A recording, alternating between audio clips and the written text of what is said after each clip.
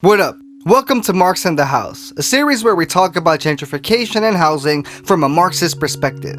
So last time we spoke, our neighborhood was in fucking shambles. Burnt down houses, high rent for shitty small apartments, landlords refusing to make any repairs, yikes. Isn't it weird how a neighborhood can stay this way for decades but change completely in just a couple of years? And isn't it doubly weird how it's the neighborhoods that are the most disinvested get the biggest upgrades? People having a place to live should be a priority for society.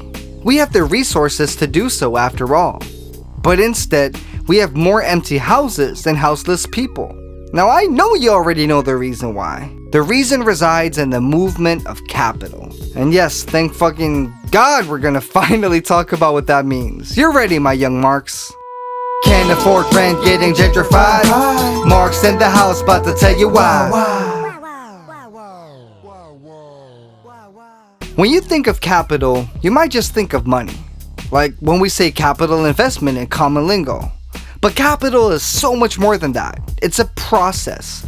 It's an investment that has profit as its purpose. The magical formula for capital is MCM apostrophe. I'm a capitalist and start my day with a certain amount of money. But I want more money. So traditionally, I invested in the production of commodities, which I sell for more fucking money. So again, I start with money, invested in the production of commodities, remember a thing with use value and exchange value, and I sell them for a profit. And I end up with more money. A video explaining where exactly that profit comes from is in the description. Now, what commodity I put my money in doesn't really fucking matter.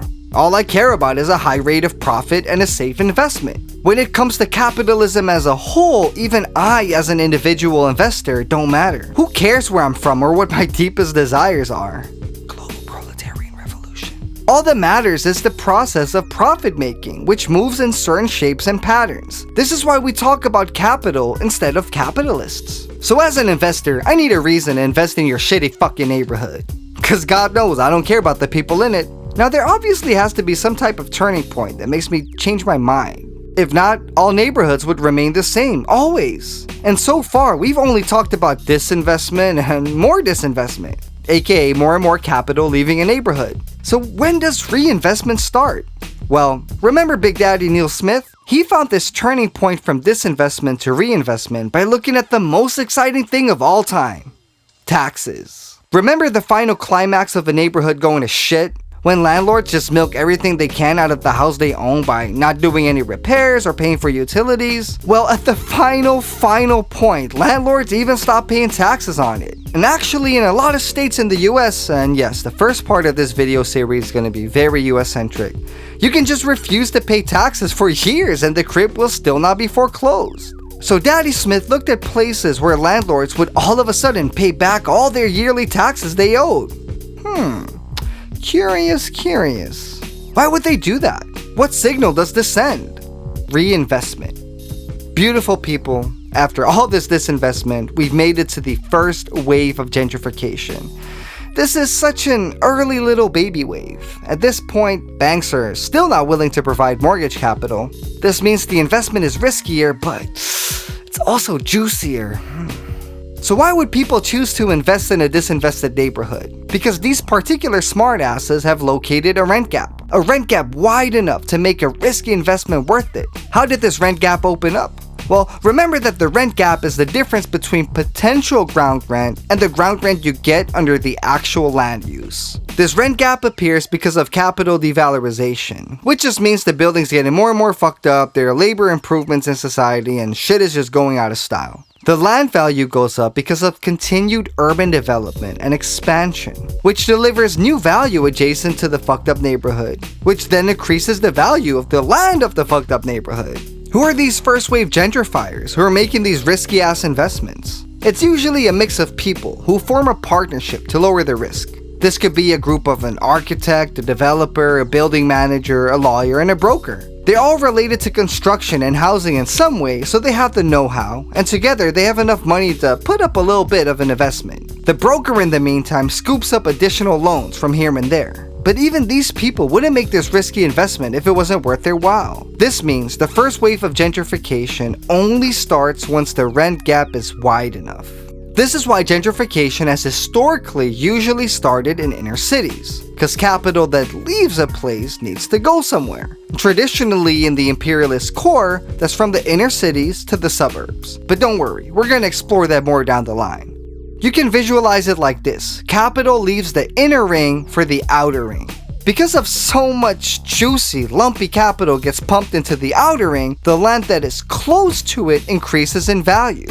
Remember, the buildings may be fucked up, but the land becomes more and more valuable.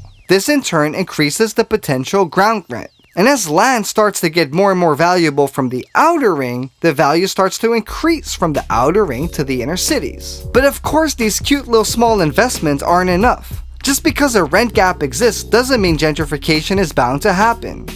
For full-blown gentrification to occur, we need the sweetest of the gentry cream: mortgage capital.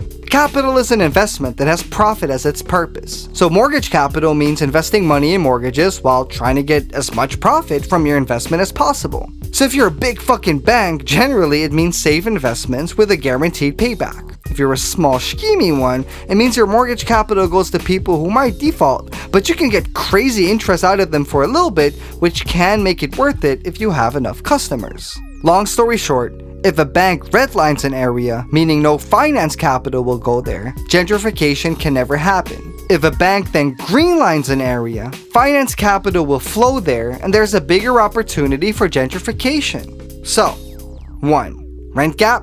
2. Finance capital. But even after it's greenlined, we need more. The rent gap needs to be wide enough for developers to purchase buildings for the cheap, pay builders for rehabilitation, and then they have to pay interest on both mortgage and construction loans, and then at the end they need to sell the whole shebang for a sweet profit. And a profit is sweet when it was worth your investment.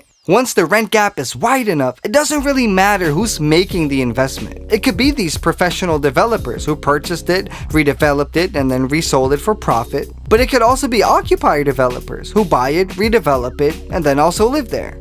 Shit, it could even be done by a landlord who rehabilitates a spot to rent it out to tenants. Amazing. You now understand the basic economics of gentrification.